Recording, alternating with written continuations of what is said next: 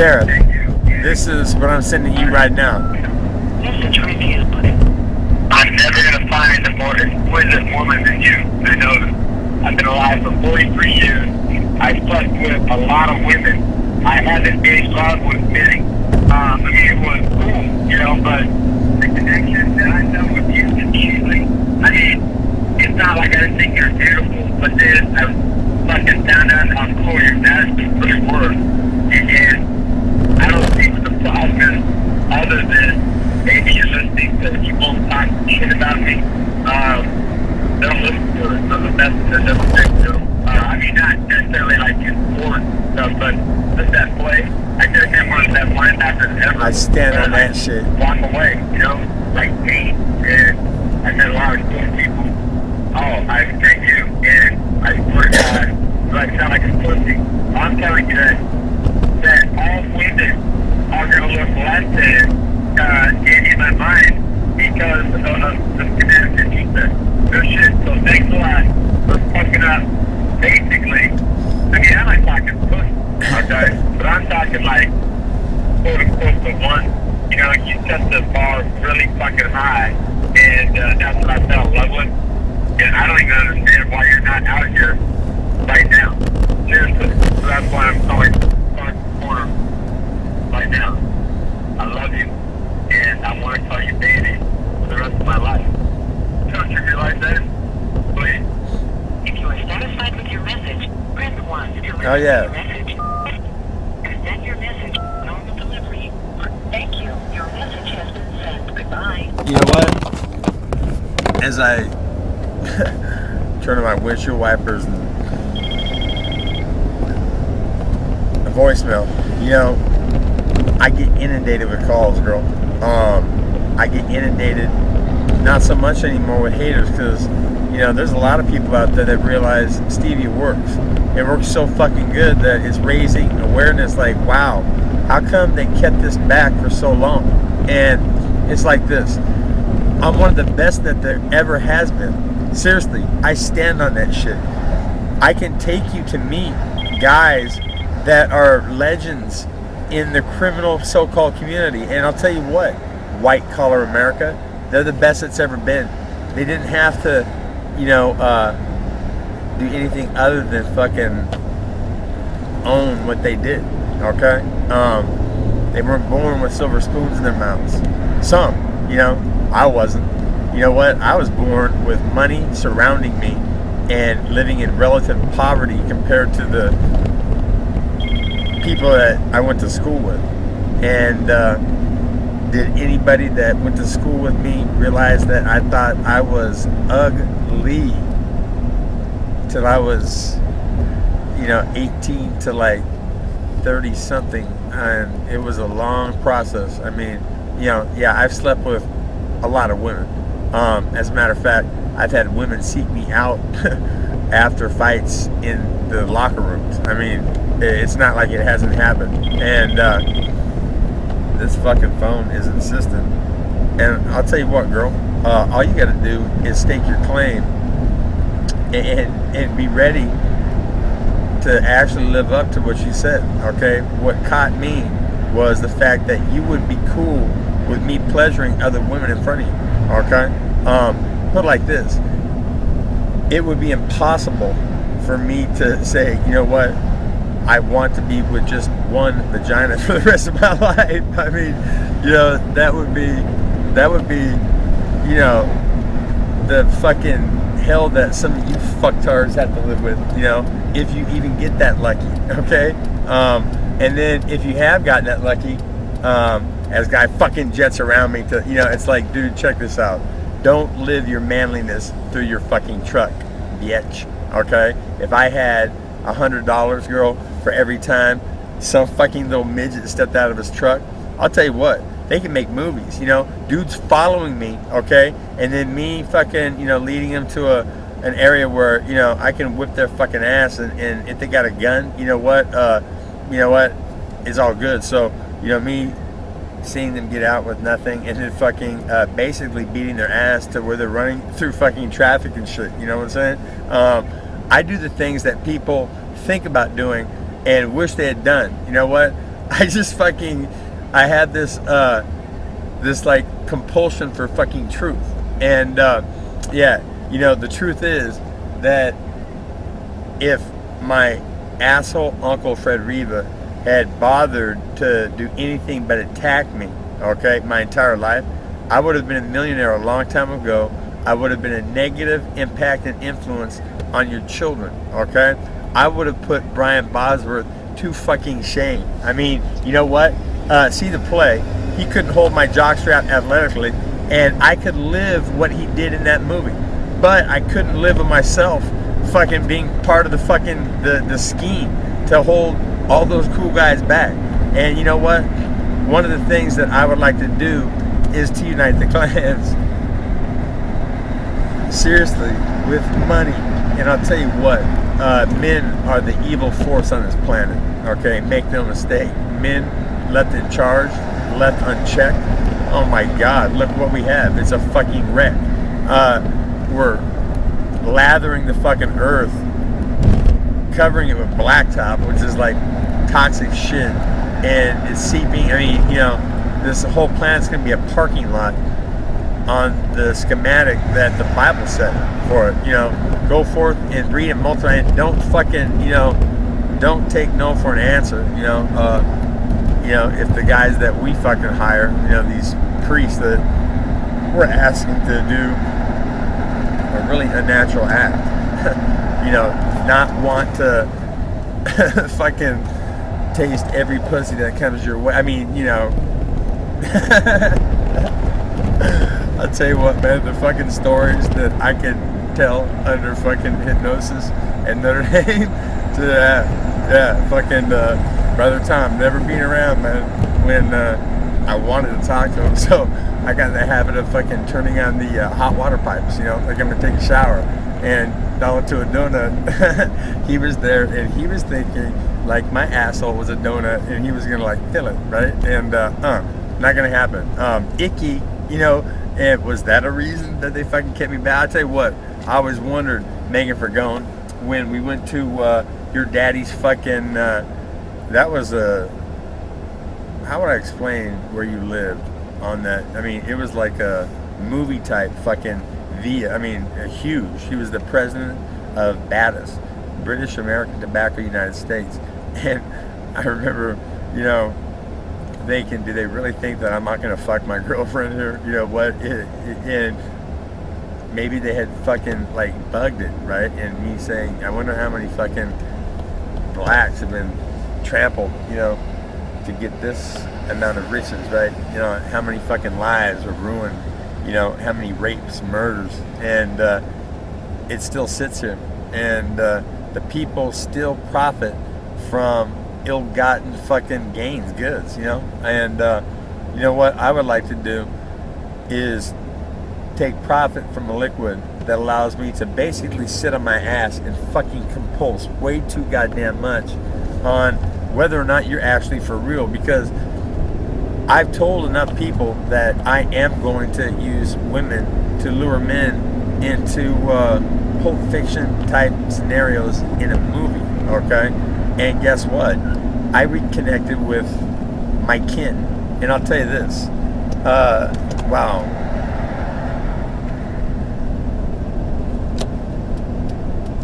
Fucking, what's that hot? I'll tell you what. It's not like I wouldn't like to turn her the fuck out.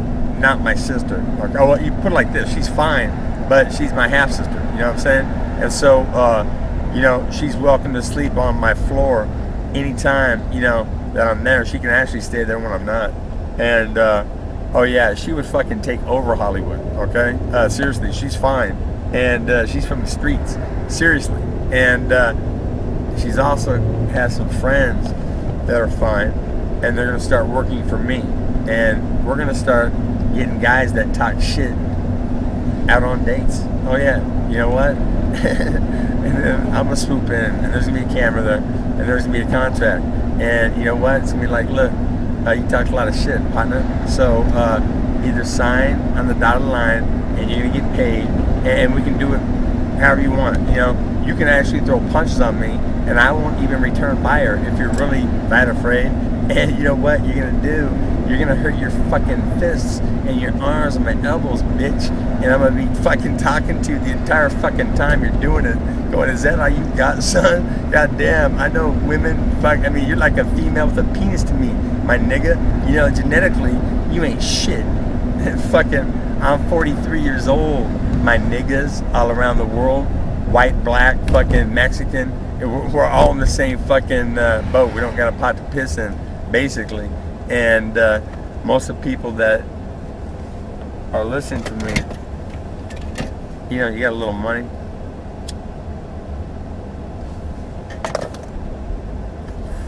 I mean, I'm trying to fucking reach out and, you know, give cigarettes and quarter ounce of weed that was given to me. Why not pay it forward to the fucking poor that don't have shit, right?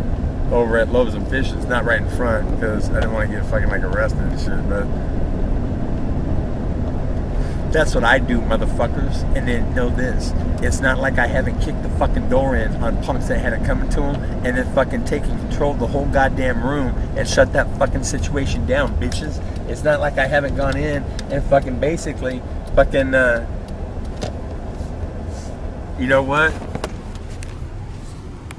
That's a fucking savage right there. Okay, that's Jamie Har, and we're coming here at the same fucking time. And you know what? I'll tell you this. I would give up my football life again each and every time, even if it was just for my kids. Okay? It's like this. I don't want to get all weepy, but if by some, you know, Hollywood twist, Dan Quinn was teleported back to that play, you know? It's not like I didn't know what I had done, Lou. It's not like I didn't know what was being done. You were trying to put the checks on me, but you did it perfectly, okay? See, if I would have been let loose, I would have been rearing to go, motherfucker, and that would have alerted the guy that was supposed to wall me off a little bit better than he did. And it wasn't a blitz, bitch, okay? You had ordered me to stay home. It was a late, last-second call. I mean, anybody seen the play, you know what they would think? They would think that, wow, there is fucked upville commotion going on in the upper echelons of this fucking army, okay? Because that's what it was. Football's a fucking war, man. You know, we're going to battle, motherfuckers. And I was one of the baddest that there ever has been, okay? Isn't that right, Figs? Didn't you come back from San Diego and tell me that I was better than everybody you play with? But since Holst didn't like me, didn't, you know, basically, I mean, what was it, Lou? What was it? We're going to find out. And Dave Butler, Sylvania, Ohio, could you please step forward and start the dominoes following and say, yeah, you did come to my room in a gallant fucking move, man. Would you bring a case of beer? And you just apologize, man, for playing in front of me, because, you know, I guess it was evident to everybody around me. See, I was always, when you guys were fucking around, you know what I was doing? I was running in my fucking winter coat, melting down from 230 to 201 pounds, right? And when I came back onto the Notre Dame campus, you fucktard bitches talking shit on me, know this. When I came back and was going to fight in the bingo bouts, Sean McCormick called me, and he said, you know what, your first fight is going to be against Steve Roddy. And I'm like, Sean, you know what, I'm not a super heavyweight anymore, man. I weigh, like, what I say, Sean, 201 pounds, 205 something. I mean, I was in the heavyweight division. And you were like, whoa, okay. That kind of like caught you. And then, you know, we finished the conversation, hung up, and you called me how many days later? And you told me that there was a little problem, that if Dan Quinn fought at the 200 and whatever, you know, heavyweight, not the super heavyweight, that every fighter that had signed up was quitting. They were dropping out.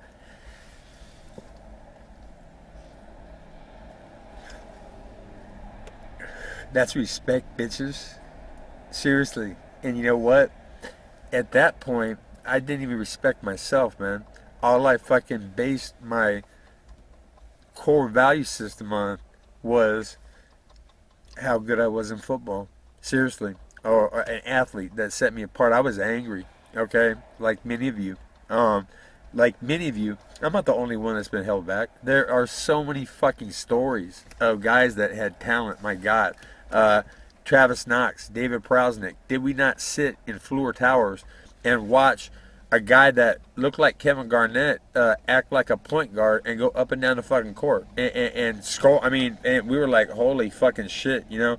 Where is the people that were responsible for caretaking that talent? You know, I mean, that right there, that was a difference between an entire family going without forever, okay, and having the ability to come up, you know. And that's what the rich do. They throw these little tokens, you know, football, baseball, basketball, and then the guys that can't play that game, they fucking, I mean, how many black eyes? Just no shit. When, you know, their team fucking loses and they've been drinking a little bit too much around the country, and you know what? Because of finances and everything, things haven't been going really that good for quite a long time. I mean, it's not like the rich that have. I mean, in some cases, like trillions of dollars, because you know they put all this money together, and you know it's a fabulous amount of wealth, and all they got to do is say, okay, you know what, this needs to be done. Okay, we need to put a stoplight in here because somebody's gonna get killed. Okay, why not just have it done overnight? I mean, it's not like we don't fucking waste trillions of dollars on bombs and everything because we're always planning on going to war, because you know guys are in charge of this country, I mean this planet, you know, and that's all guys do, okay, is fuck or fight. That's all we do, okay, that's what we've been programmed for from nature, okay, that's why women were left in charge. And you know, for people to think that there aren't aliens, then you are too stupid to breed, seriously, okay. What you should do is remind me to either have Stevie or one of my fans out there contact a like donor bank, you know, okay, and I can deposit my seed, because put it like this, fucktards, in the game of football that you consider God in America, oh, I fucking ruled, bitches. I was white, I was savage, okay, I was the point on Joe Williams my freshman year, and I didn't lose a fight to that nigga, not one time, okay? And I'm not prejudiced. That wasn't a black thing, okay? We were going at it quite a bit, and people like me.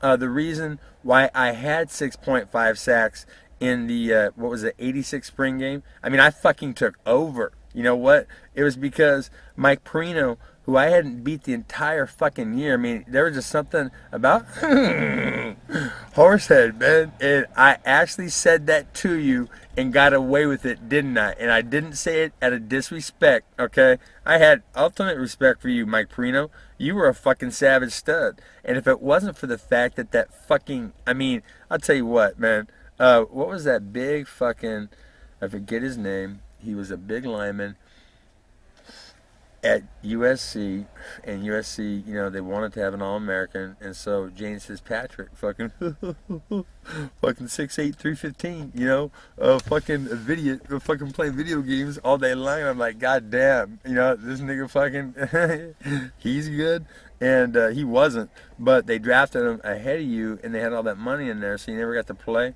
And what did you tell Joe Womack about me? You said that you said it was like I was straight the fuck out of the ghetto, that I was one of the baddest that you had ever fucking seen, that it was straight out, like I was a brother trapped in white skin, and it just didn't stop there, because you know what? I was just as fast or faster than every brother at my position on the fucking team. Oh, I could fucking fly, my niggas. And you know what? If I had actually played that game, Tara, I would have never met anybody as exquisite as you. Seriously. Because, you know what? You've seen fucking shallow, vapid athletes. I was more than that. Like I'll tell you what, I have one regret, and it was in woodshop, 8th grade, okay? And they were teasing, I mean, and he was a part of it, but, you know, this slow kid, and I put a tack. It was not a skin buster. It was like a dull blunt, you know, and he saw it, and you know, he kind of played along with it. I'll tell you what, I almost did that coke boogers. If you paid fucking $100 for that shit, I've seen it. Okay, you know what? I've seen women suck that shit off. I've seen a lot of shit. You know what I'm saying? I mean, Mark Brandon was the bomb. I mean, me becoming friends with him, that opened up. Oh, that opened up doors, girl. You know what? Huge. And you know what? I chose not to stay in the rooms that I walked in. Seriously. It's like this. They can make movies about Mark and I together. Seriously. Hey, Mark, Brandon, are you in Supermax? Is that in Colorado? How about that time that we were in the bathroom at Surfside Bar and Grill?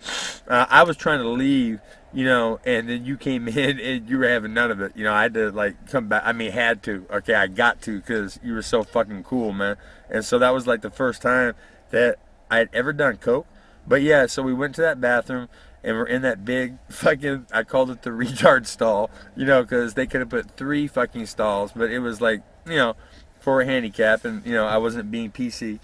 And I don't know if I had just done a bump or you had just done a bump, but that fucking soon to be fucked up dude, I mean smashed. You know what? Yeah, he goes, "You better not be doing dope in my club." And so I fucking looked over and I said, "Why, are you a cop?" And he goes, "No." And I said, "Then check this out." I said, "You don't know me, man." And I said, "You don't want to, okay?" So I said, "Be cool, be silent, and be fucking gone." And so I started fucking taking a piss. And then you went out there and you and him got into that little scuffle, right? And you didn't put the fucking rubber on the bottom of your shoes, like I said, man. I got Cole Haans that I could fucking flat out do 100 in, my nigga, and stop on a dime because I had the rubber. You know what I'm saying? The rubbers, man. I always wanted to be a Trojan, but I never wanted to wear one. And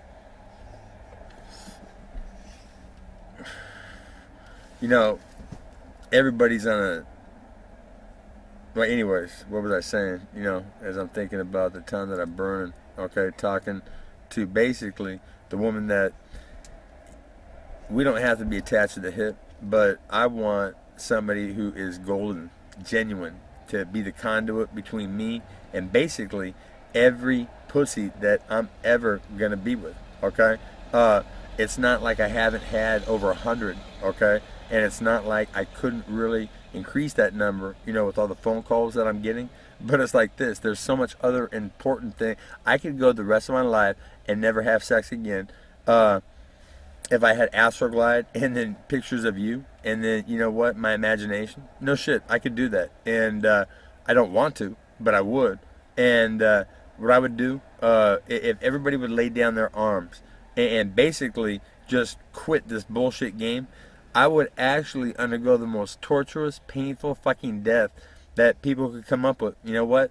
Yeah, if everybody would say, you know what, that motherfucker was willing to do that for his kids. So you know what? What I'm going to do is not this thing that I shouldn't do, that I was going to really get away with, under the Christian schematic. Because Christ, the evil guys, they wrote him in as this fucking punk that gave it up, and took it in the ass and said, you know what, I'm gonna fucking die so all you fucking people can have fun, and you don't really have to live a moral life. You can actually do whatever the fuck you want in the schematic, except at the very end, take my life and go to heaven, okay? And it doesn't work like that, okay? Jesus wouldn't fucking take it in the ass and just give up, all right, to be the schematic for moral decay throughout American society, okay? And so what I'm going to do in an upcoming video is have a woman who is fine, okay? And she's going to be disguised, and she's going to tell you that she is going to start setting dates, okay? And we're going to make a movie, and I'll tell you what, Joe Rogan, how many times I have to say it, man, did you want to go to Hollywood, okay? If I'm fucking already there, my nigga, I don't need you, okay? Seriously. So you can be, the fucking dude that you do right now, kind of like, on the side and shit. And, so I'm going to go in and get my thing on. And, where am I in time, girl?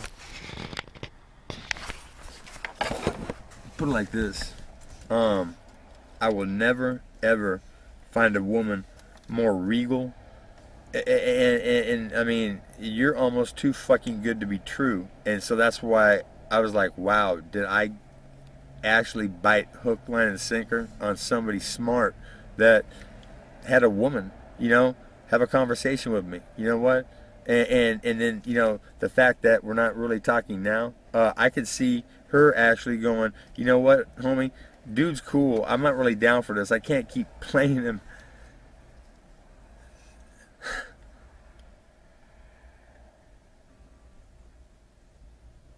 Tell you what, I envision you in my corner for every one of my fights.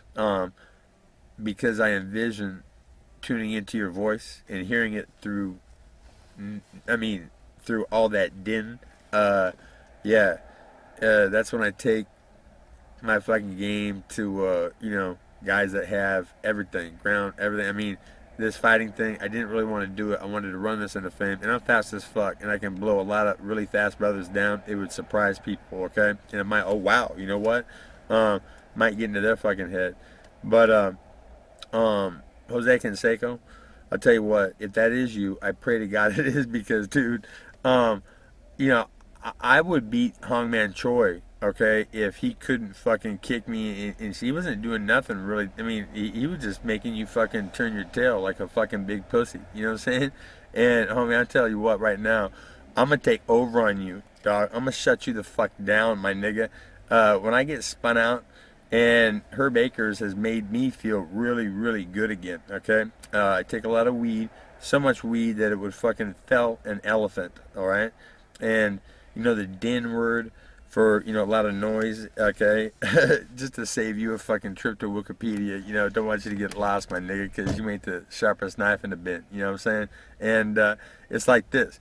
I'm gonna do to you what I did to that punk ass bitch when you fucking were playing Kansas City, right? And you lollygagged, man, for a fucking fly ball. Put it like this, Jose. It's not like Steve Budlong's dad, Mr. Budlong. I didn't know his first name, but he was a major league umpire. And, what he told me is that if I didn't get hurt, fucking, go to prison. Fucking, I think David Bentley actually did, and he threw like almost 100 miles an hour, man. That kid was fucking a freak. But I threw like mid 80s, when I was like 13 years old, man. And he told me that I was surefire major league, okay?